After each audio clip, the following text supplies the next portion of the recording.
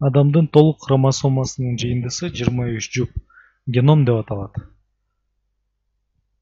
Адамдын геному 3 миллиард жуп негизден турат.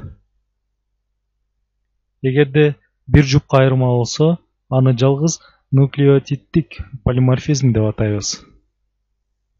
Денеде жаңы клетка жаралып атканда, ал көп сандагы ката кетириши мүмкүн деле эмес, бирок баары болушу мүмкүн.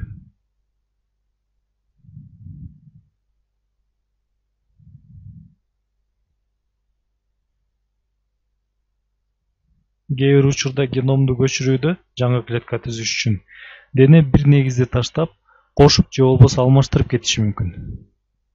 Негиздин жуунун алмаштыруусу жалгыз нуклеотиддик полиморфизм ЖНП деп аталат. Адамдын геномунда болжол менен 10 миллион ЖНП болот. Ошол болсо адамдардын арасындагы айырмачылыкты аныкташат. Кээ бир ЖНП сыкты айырмачылыктарга жооп беришет.